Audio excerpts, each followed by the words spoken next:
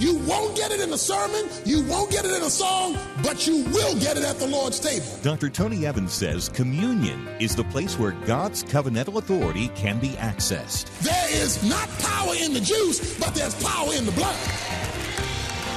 This is The Alternative with Dr. Tony Evans, author, speaker, senior pastor at Oak Cliff Bible Fellowship in Dallas, Texas, and president of the Urban Alternative.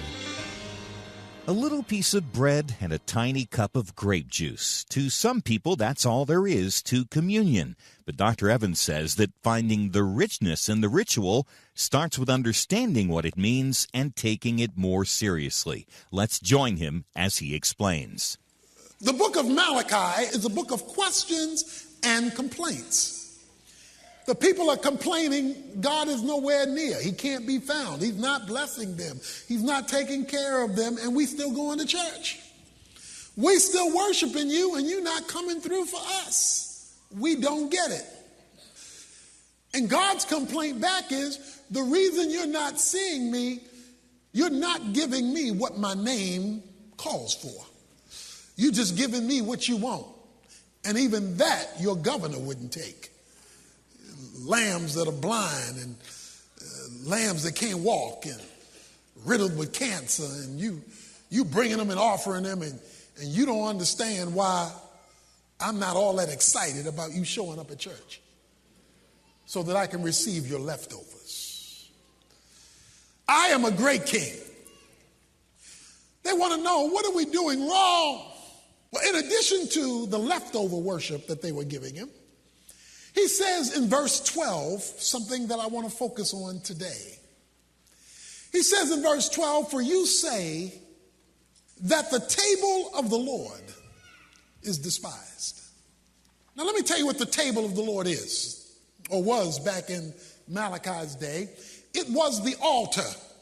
It was the altar.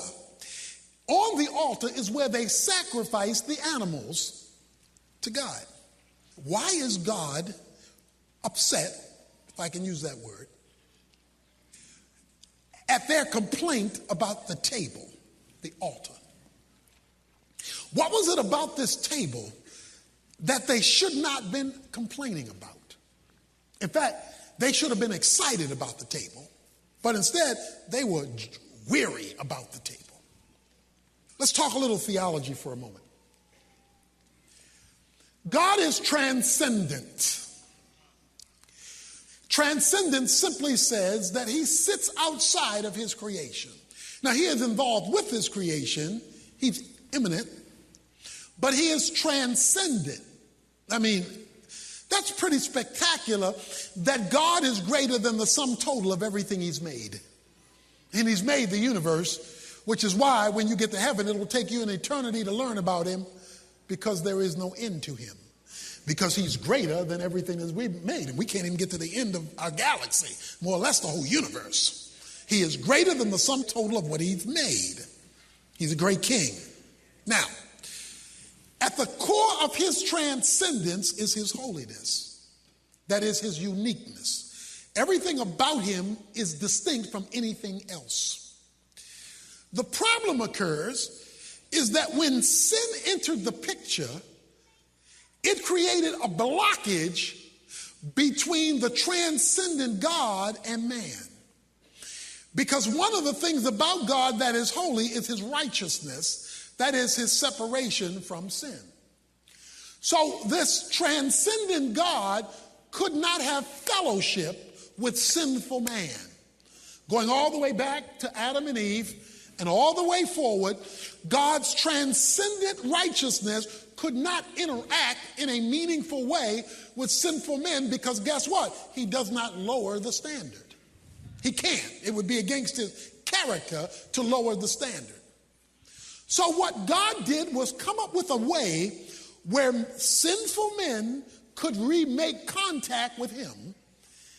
And the way he did it was by setting up in the Old Testament a sacrificial system. And the goal of the sacrificial system was to create a substitute. Because sin had to be addressed, but because God loved man, he came up with a way to address it by creating a substitutional sacrificial system where you could offer an animal on behalf of the people, and the death of the animal would serve as a temporary solution to the blockage between transcendent, righteous, holy God and sinful man. Now, the reason that sacrificial system was critical was because it freed God up to bring to people the provisions of his covenant. Now you got to stay with me here, we're going somewhere. Deuteronomy 29:9, covenants are designed to bring blessings. So a covenant is an arrangement through which God flows to bring you what God has planned for you. That's a covenant. And everybody wants to be blessed, but here's the problem. Everybody wants to be blessed without necessarily being under the covenant. God made a covenant, an agreement, an arrangement with Israel, and it was a covenant of blessing. But God could not fulfill what he wanted to fulfill unless he dealt with the problem of sin. Because he was transcendent and holy and righteous, and man was sinful, so he set up a system to temporarily deal with sin. I call it, the Old Testament, the layaway plan, because it only provided a temporary payment. It wasn't a permanent payment. The payment had to go on all the time.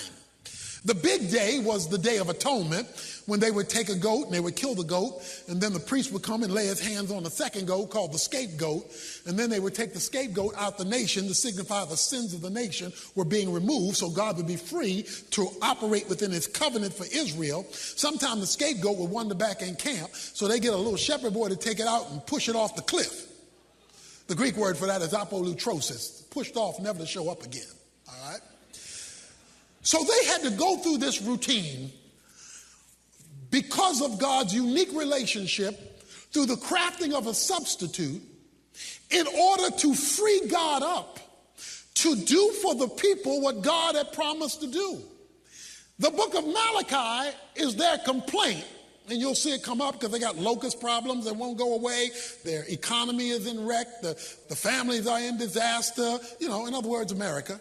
They got all this stuff going wrong, and they want to know why God not blessing them, why God's not showing up for them, why God's not coming through for them.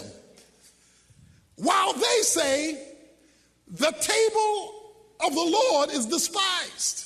I'm tired of this.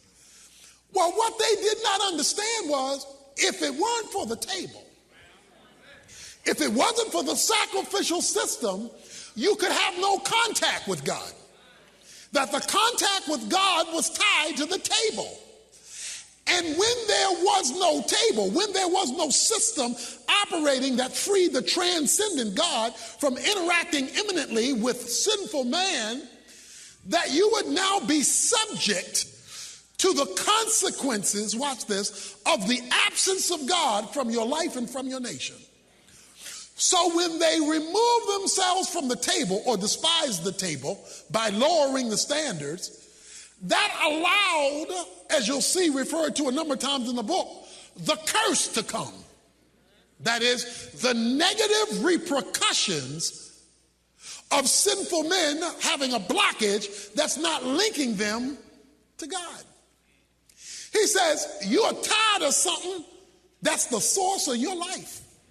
You're tired of something that's keeping you in contact with me. You're tired of something that's keeping the covenant on your behalf. You're tired of something that's keeping the curse away.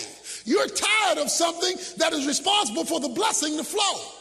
You should be excited every time you have to do this nasty job, because this nasty job is the way you're going to be delivered, preserved, healed, freed.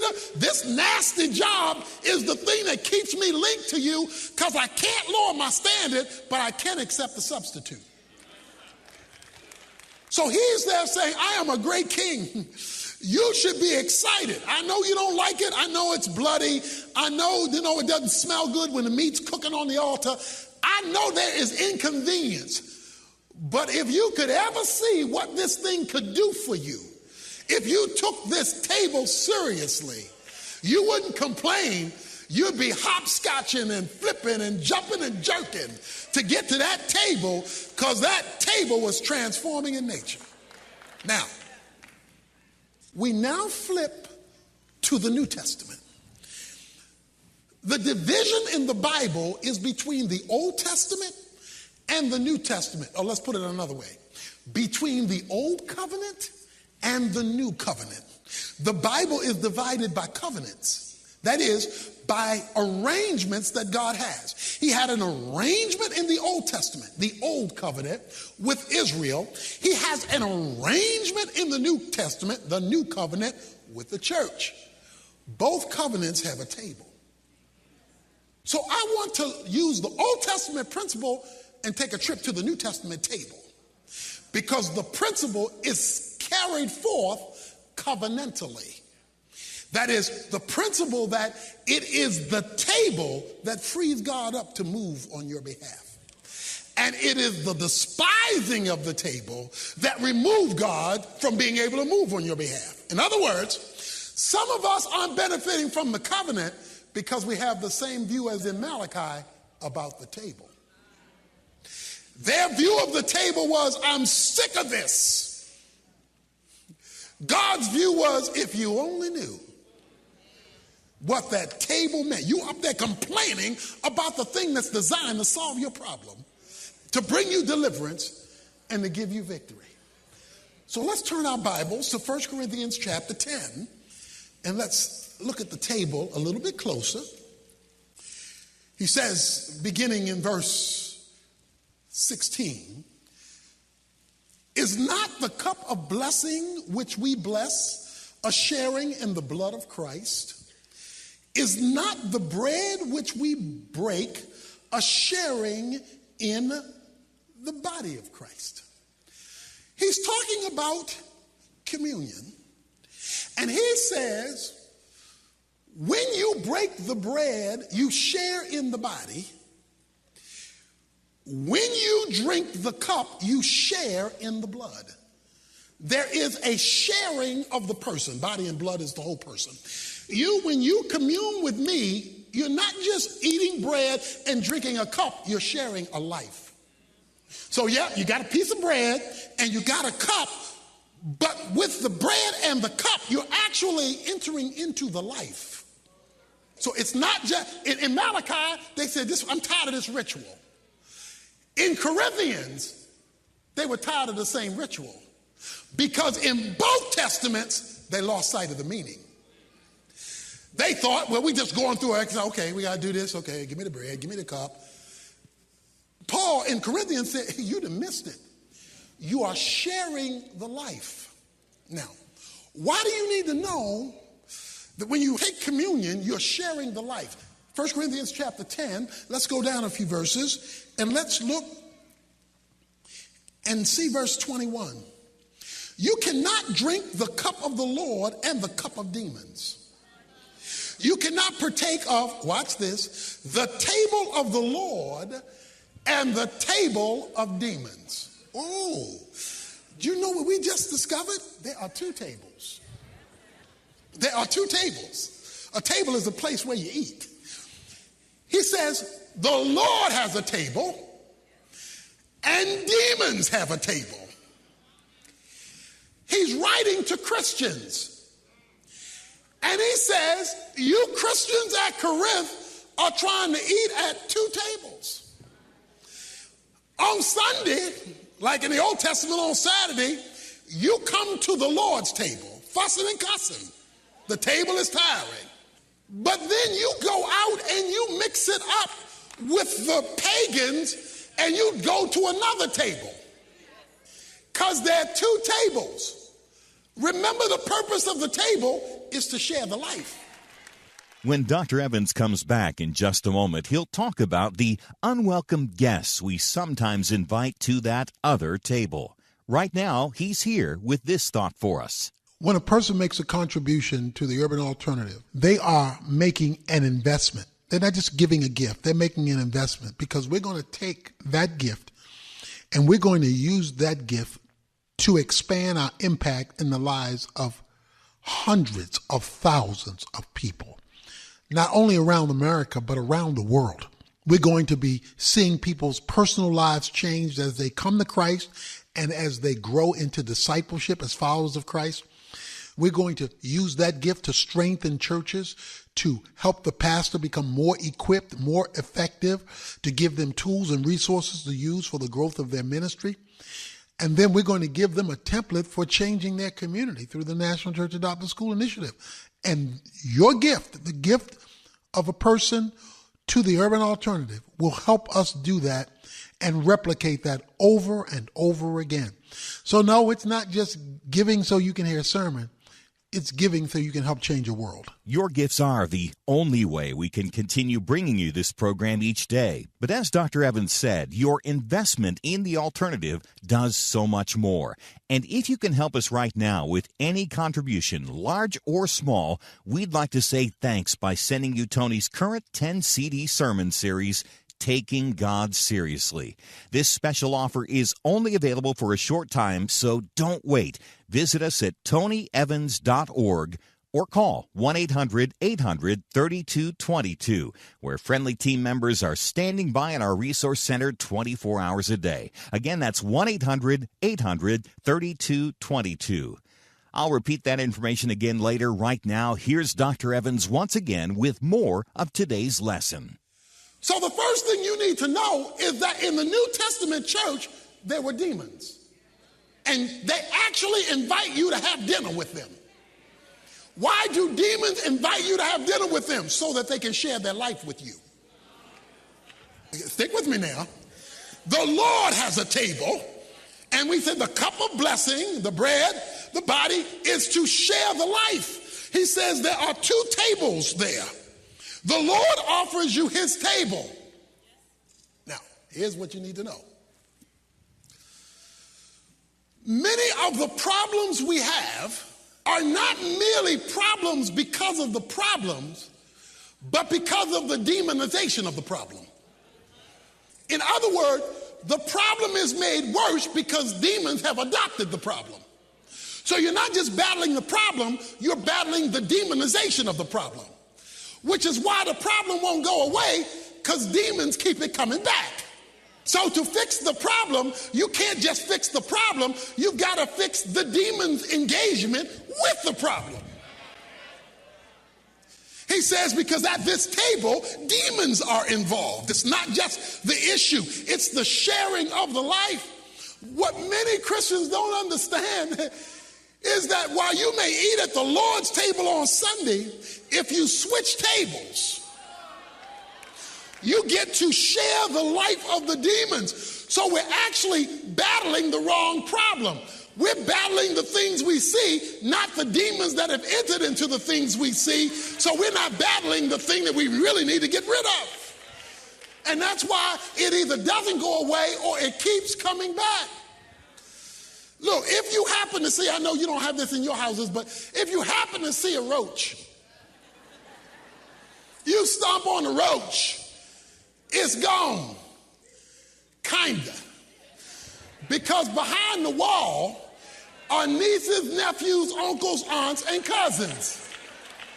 Unless you get the Orkin man who gets behind what you see to deal with what you can't see, all you've done is temporarily resolve the problem that's going to return tomorrow. There are demons behind the wall. So just because you stomp on your issue today won't solve it, because there's a new replacement tomorrow, because you've not addressed the influence of the table because you shared the life. It is the sharing of the life that's the issue. It's not the eating of the bread or the drinking of the cup. He says we share his life with the bread and share his life with the cup. But wait a minute. I thought I'm already saved. If I'm already saved, I'm not already sharing his life?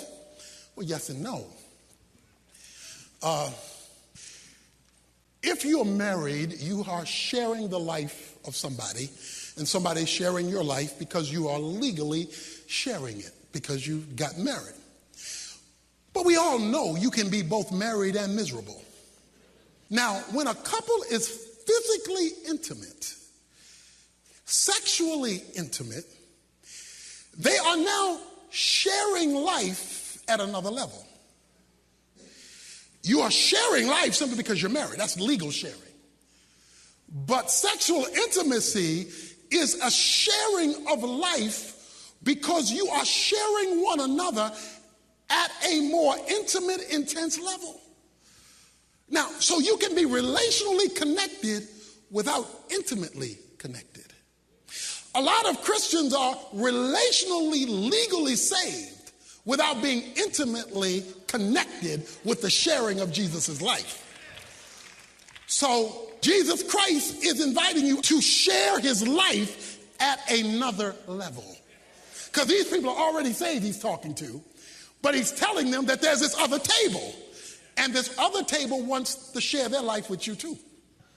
They want to share their life with you too. But the problem is this other table is demons. And so they want your life. They want to give you their life. Why don't we share lives together? Why don't we hang out together? Let's share life. But turn over one page to 1 Corinthians 11. Talk about the table. Verse 23. For I have received from the Lord that which I also delivered to you. That the Lord Jesus, in the night in which he was betrayed, took bread, and when he had given thanks, he broke it and said, "This is my body, which is for you. Do this in remembrance of me." And in the same way, he took the cup, and after supper said, "This cup is the new," here it is, "covenant in my blood. Do this as often as you drink it in remembrance of me." And then here's the whopper, verse 26. For as often as you eat this bread and drink the cup, you proclaim the Lord's death till he comes. Now watch this. Remember, chapter 10, communion is the sharing of the life, not just the exercise of the act. It's the sharing of the life. The Old Testament had a temporary plan. It was the table, the sacrificial system. But when Jesus Christ came, John the Baptist says in John chapter 1, "Behold the Lamb of God, which taketh away the sins of the world." He came up with the permanent payment. When Jesus died on the cross, he said, "Tetelestai." The Greek word means paid in full, or it is finished. In other words, no more payment needed. On the cross, all sin for all mankind was completely and permanently paid for, to be realized by anyone who comes and places their faith in the finished work of Jesus Christ for their salvation. When a person comes to Christ, they are forgiven, experientially forgiven for their sins. But hell is still messing with me.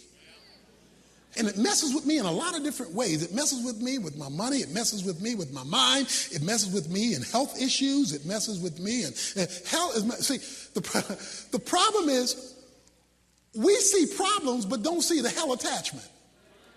You see? We'll be up to our nose in debt, illegitimate debt, but not connected with demonic activity and money. We won't connect it. We don't connect hell with it. And hell doesn't want you to connect it with it, because then you might do something about it.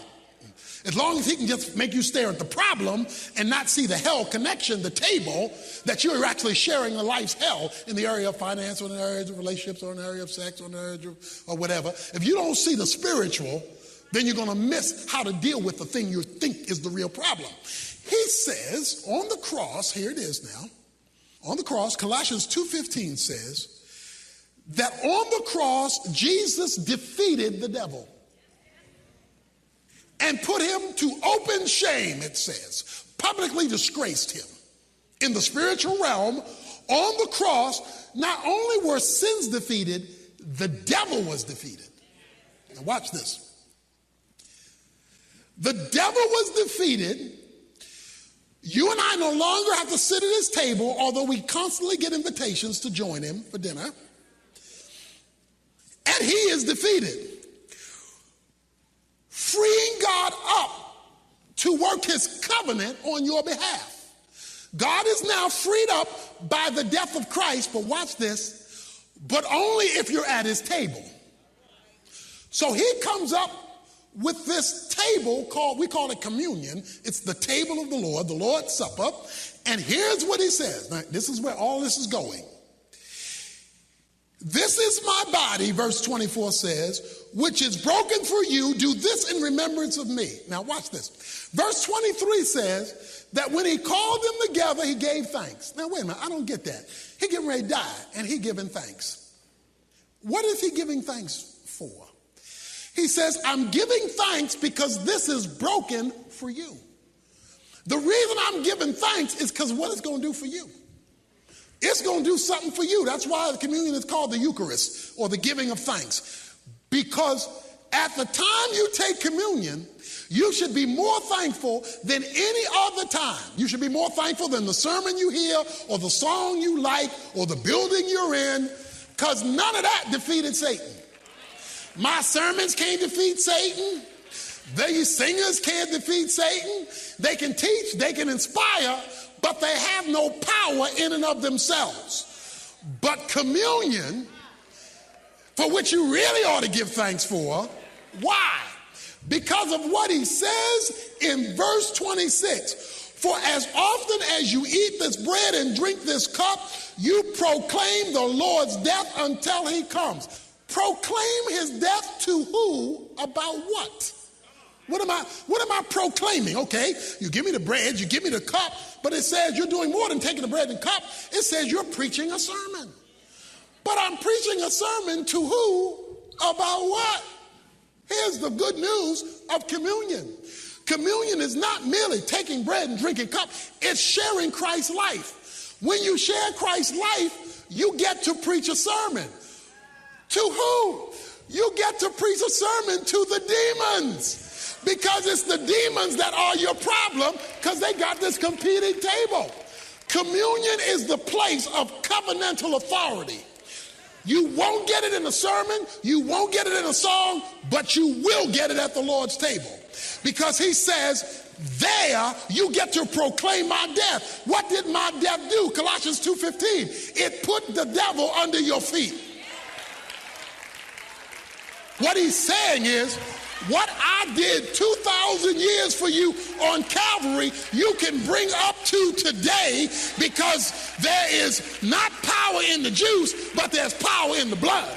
And if you bring my life back up to you today and share my life in communion, you get to tell the devil where to go. Dr. Tony Evans with advice today on how you can stand up to anything you have to face. Well, if you'd like to get a full-length copy of this lesson, which includes quite a bit of additional material, just visit TonyEvans.org and search for Taking Communion Seriously. But remember, it's also included as part of Tony's brand new CD collection, Taking God Seriously. As I mentioned, we're offering this set as our thank you gift when you support Tony's ministry with a contribution of any amount. Get details before time runs out at TonyEvans.org, where you can also find a huge collection of life-changing resources and sign up for Tony's free weekly email devotional. Again, that's TonyEvans.org. You can also call our resource center at 1-800-800-3222. Team members are standing by day and night to help you. 1-800-800-3222. There's nothing wrong with looking out for number one as long as you realize number one isn't you. Dr. Evans explains next week as he talks about the sovereignty of God, and I hope you will be with us. The Alternative with Dr. Tony Evans is brought to you by the Urban Alternative and is made possible by the generous contributions of listeners like you.